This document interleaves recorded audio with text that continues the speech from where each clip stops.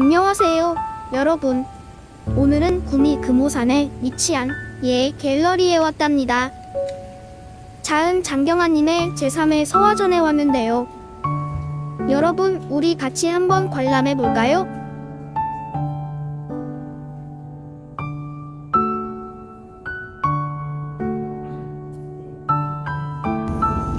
안녕하세요. 해동서화원 원장 장경아입니다. 이번으로써 세 번째 개인전을 하게 됐는데요. 이번에 이제 작품을 준비하면서는 고산 한기로 선생님 탄생 500주년을 맞아서 그분의 작품 3개를 전시하게 됐고요. 그리고 이제 문인화와 서예를 같이 전시를 하면서 일반 시민들에게 좀 더 쉽게 다가가는 그런 서예와 문인화가 됐으면 좋겠다라는 마음으로 작품을 준비했습니다. 그래서 문인화 같은 경우에도 일반인들이 어렵지 않게 정말 괜찮네, 예쁘다, 이런 느낌, 그리고 우리 집에 갖다 걸었으면 좋겠다라는 생각이 들 수 있는 그런 작품들로 준비를 해봤습니다. 물론 대작도 있지만 작은 작품들을 많이 준비하는 것은 여러분에게 그런 편안함과 쉽게 다가갈 수 있는 마음을 드리기 위해서였습니다. 이번 작품에서 여러분들이 이제 힘들고 어려운 코로나 시대를 살고 있지만 작은 위안을 받았으면 좋겠습니다. 고산 한기로 선생님은 구미 인근 선산에서 사시는 분임에도 불구하고 초서에 뛰어난 해동초성이라 불리던 분이었는데 우리 구미 시민들이 잘 모르기 때문에 이 전시회를 통해서 고산 한기로 선생님에 대한 관심을 좀 가졌으면 좋겠고요. 서예뿐만이 아니라 문인화를 전시하고 있기 때문에 시민들이 서예와 더불어 문인화는 어떤 것인지를 좀 아는 시간이 되었으면 좋겠습니다. 문인화는 한국화와 달리 그림에 글씨가 들어갑니다. 그래서 화제라고 하는데 이 글이 작가의 정신세계를 표현하기도 하고 작가가 생각하고 추구하는 바를 알 수 있는 그러한 글이 된다고 말씀드릴 수 있습니다. 지금 이 대나무 작품을 보실 것 같으면 상당히 큰 작품인데 바람이 흔들리는 대나무를 표현하고 있고요. 그리고 여기 보면은 이걸 화재라고 하는데 화재 같은 경우에 예서에서 조금 발전된 옷갈입니다. 예서 이후에 나타난 글씨인데 시냇가 늦봄이라 깨꼬리 소리 드물고 뱀 목련꽃 다 지고 살구꽃 휘날린다.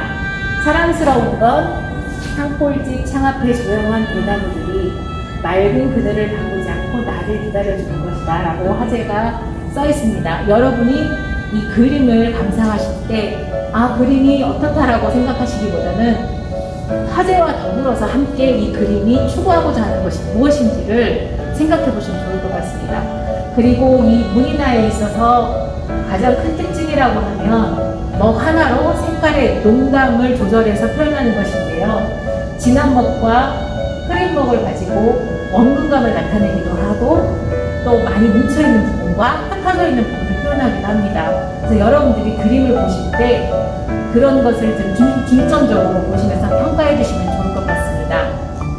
그 옆에 있는 이 초서에 대해서 잠시 말씀을 드리겠는데요. 이 초서는 고산 한기로 선생님이 썼던 초서 가행이 조선 중기에 널리 유행을 하고 많은 사람들이 따라 쓰게 됩니다.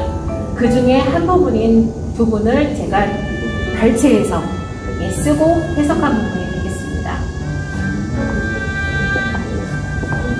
그리고 요거 같은 경우에도 지금 목갈인데요. 예서 이후에 나왔던 글씨인데 아까 대나무에 쓰여진 화제와 같은 필체라고 보시면 됩니다.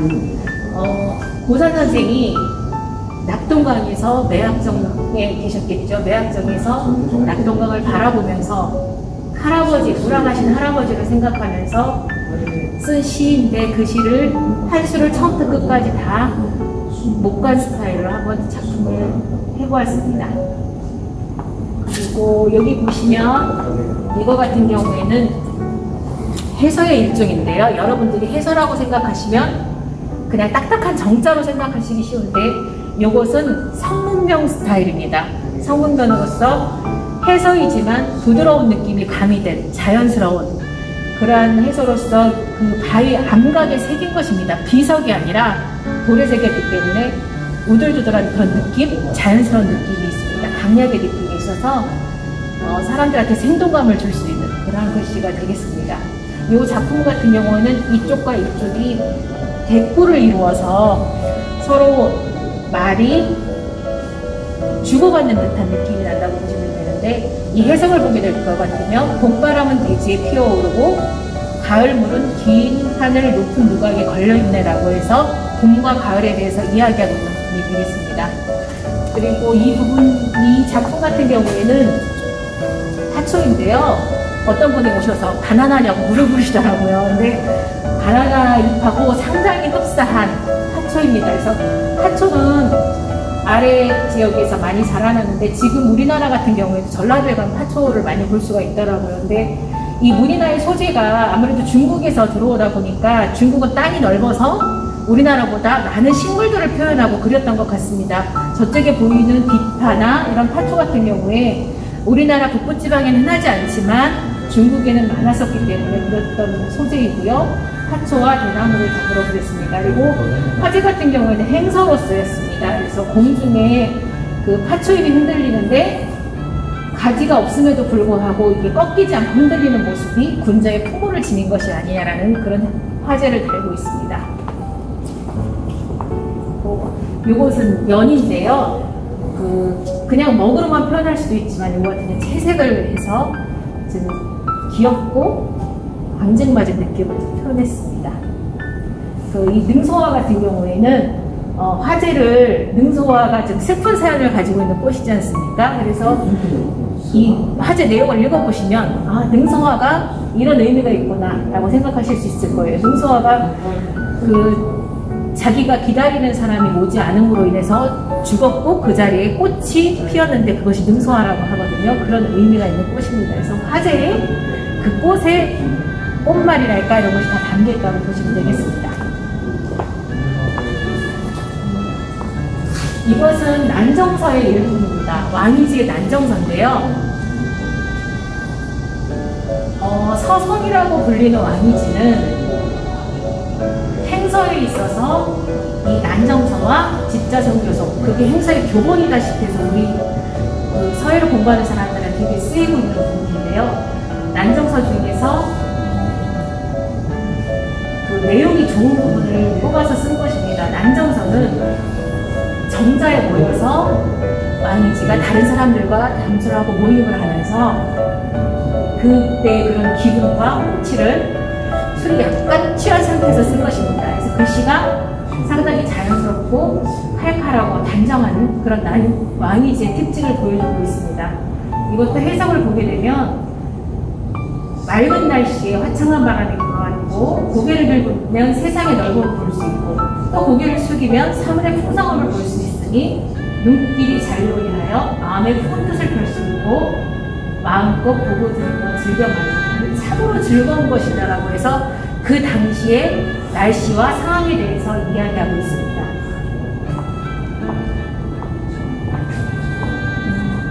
이거는 여러분들이 너무나 잘 아시는 그런 시조인데요. 송광 시조예요. 그래서 부모님의 은혜에 대해서 이야기한 것인데 한글의 공은 흘림으로 보시면 되거든요. 그래서 예전에 글씨체에 이렇게 아레아가 있었습니다. 이게 아레아라고 하는데 이거 같은 경우에 사자라고 이렇게 되죠. 그래서 지금의 글씨와는 다르지만 예전에 글씨를 이렇게 썼다는 것을 우리가 알 수 있습니다. 그래서 이거 같은 경우는 날이라고 이렇게 되고 이건 가탄, 가업산 이렇게 되는 것이죠.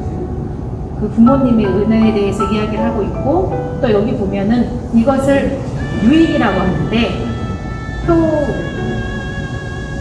이 내용과 맞춰서 표대레이라고 열리하고 그 찍힌 도장을 찍었습니다. 그래서 내용과 도장이 걸맞는 그런 작품이 되겠습니다. 요거 같은 경우에는 여러분들 아시는 횟집에 가면 회 밑에 까는 박판지 그 종이에 쓴 것인데요. 그러니까 나무를 얇게 점여서 판매하는 종이에 쓴 것인데 그 나무의 결 때문에 글씨가 좀 거칠거칠한 느낌이 나고 있고 이게 전서의 일종입니다. 전서의 일종이고 내용은 14차강이라고 해서 옆에 해석을 달았습니다. 기쁘고 편안하다라고 해석을 달았고 그리고 이렇게 도장을 유인을 찍어 주었습니다. 그리고 그리고 요거 같은 이 작품 같은 경우에는 판본체인데요. 판본체에도 이렇게 점으로 처리하는 경우가 있고 획으로 처리하는 경우가 있는데요. 이 내용은 제가 노래를 듣다가 가사가 너무 좋아서 이거를 작품을 한번 써보면 어떨까 싶어서 작품으로 옮겼는데 들꽃이라는 시가 있더라고요. 그 시를 이제 그 작사를 해서 약간 다듬어서 이렇게 노랫말로 부르기 좋게 만든 그런 구절인데 저는 시보다 노래가 좀 더 부드러운 느낌이 들어서 이 노랫말을 쓰게 되었습니다. 이 종이는 화선지가 다 흰색이지만 이거 같은 경우 색지로서 색깔이 좀 들어가서 글씨가 또 다른 느낌을 줄 수 있는 그런 작품이라고 할 수 있겠습니다. 그리고 옆에 이 포도가 먹으로만도 표현이 가능하지만 지금 색깔을 넣어서 푸른빛과 약간 붉은빛 익어가는 포도를 나타내고 있지 않습니까? 근데 여러분들이 이제 많이 물어보시더라고요. 이번에 오셔서 이 색깔은 도대체 어떻게 하는 거예요? 라고 질문을 하시던데 수채화 물감처럼 이것도 물감이 나옵니다. 근데 안타깝게도 이 물감이 우리나라에서 나오는 것보다는 일본에서 나오는 게 좀 품질이 좋습니다. 그래서 일본에서 나오는 물감을 쓰는 경우가 많은데요. 이거 같은 경우에 무늬날을 할 때 결코 한 가지 색을 쓰지 않습니다. 한 2가지나 3가지 색을 반드시 섞어서 쓰는데요. 여기도 그 녹색과 붉은색을 섞어서 색깔을 내고 그리고 나중에 먹을 살짝 찍어서 조금 더 강한 색을 내거든요. 왜 한 가지 색을 쓰지 않냐고 질문을 하시던데 한 가지 색만 쓰게 되면 색이 굉장히 가볍고 약간 좀 들뜨는 느낌? 아니면 좀 천박한 느낌이랄까 그런 느낌이 들기 때문에 색을 좀 섞어서 쓰는 경향이 있습니다. 그리고 무게감을 더하기 위해서 먹물을 약간 섞어서 쓰는 그런 그렇게 해야지만 색이 좀 자연스럽게 나온다고 할 수 있겠습니다. 네, 요거는 지금 매화살을 쓴 것인데요. 여기서 한 말씀 드리고 싶은 거는 흰 종이도 보였고 노란 종이도 보였는데 이거 같은 경우는 지금 이렇게 금박이 박혀 있습니다. 그래서 이거를 냉금지라고 부릅니다. 금박이 박혔는데 이 냉금지도 색깔이 누런색도 있고 흰색도 있고 푸른색도 있고 종류가 여러 가지 있습니다. 그래서 여러분들이 작품을 감상하실 때 그냥 글만 볼 것이 아니라 이거는 어떤 소재를 썼는가도 한번 보시면 굉장히 재미있고 또 도움이 되실 거라고 생각됩니다. 쭉 가시다 보면은 여기서 하나 더 말씀드리고 싶은 거는 여기 지금 이거는 천에다가 천연염색을 한 거예요. 인견인데 단물을 들여서 이렇게 천이 나온 것에다가 작품을 한 건데요. 지금 천상운집이라고 해서 지금 요런 거 같은 경우 구름 모양이잖아요. 구름 모양 그대로 전서로서 표현을 한 거고 집자는 새 추자가 3개가 모여 나무 위에 세 마리 앉아있는 거거든요. 그래서 모일집자를 지금 썼는데 요런 천의 작업을 할 경우에는 붓이 좀 잘 나가지 않습니다. 이 천 같은 경우에는. 그래서 더 붓을 세워서 꼭 눌러서 써야 되는 그런 좀 작업에 어려움이 있습니다. 그리고 또 작업을 해서 표고사에 맡겼을 때 종이가 아니다 보니까 이렇게 작품 액자를 할 때 이렇게 좀 도장이 약간 좀 움직이거나 이런 경우가 있습니다. 그리고 이제 여기 보면은 난이 있는데요. 여기서는 이제 화재에 대해서 말씀을 드리고 싶습니다. 이건 역시 색지에다가 썼는데요.